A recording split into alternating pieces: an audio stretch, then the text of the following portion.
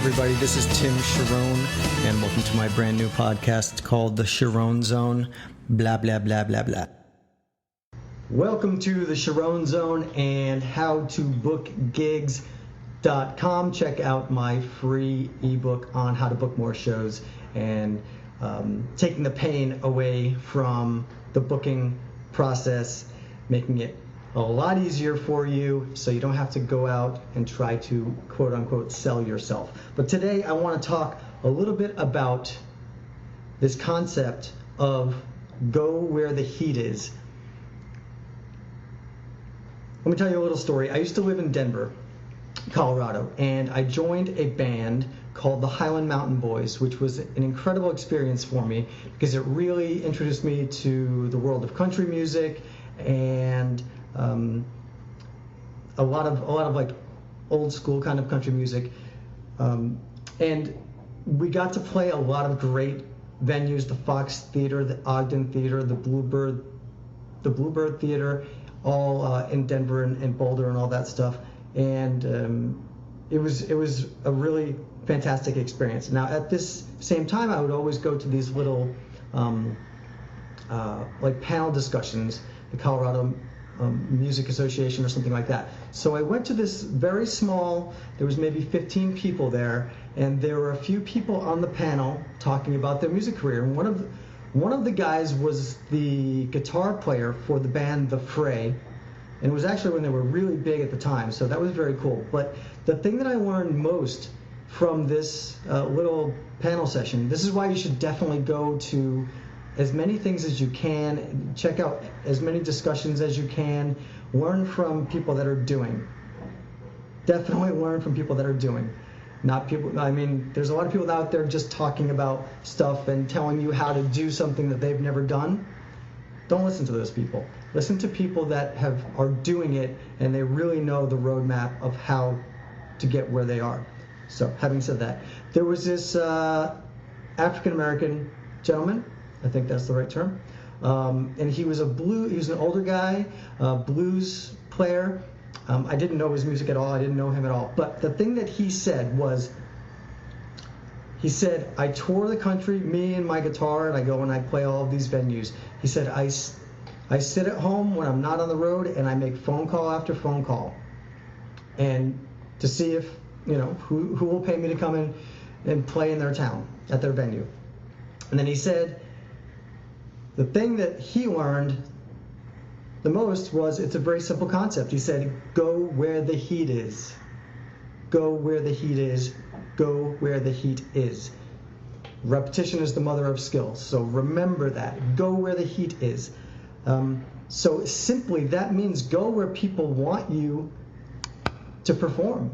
Go to where people are excited about you and excited to hear your music and watch you perform, and keep going back there. I've used that in my career since back in those days, and I moved to Nashville and I started touring, and I would go where the heat is. For me, it's actually literally I go where the heat is, because I built my tours.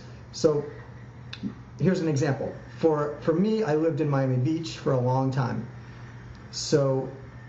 And I played in the Florida Keys, up and down the Florida Keys, hundreds of solo acoustic shows. So South Florida and the Keys is one of my markets. So when I was living in Nashville, I would go down to South Florida and the Keys and play to make money, and also because I had a fan base there. I'm originally from Rhode Island, southern New England, and that's where my biggest fan base is, because I grew up there. So people that know me from growing up started following me, and then it just snowballed from there. So my point is, definitely go where you're wanted. There's a lot to be said for trying to get yourself into places where, especially when you're first starting out, if they don't know you. But I guess the real point is don't, and I'm guilty of this through a lot of my career too, but be careful of diluting your draw, or your career, or your demographic by going, out to different places in Kansas or whatever, if you're not from Kansas, or if you don't have a fan base from there.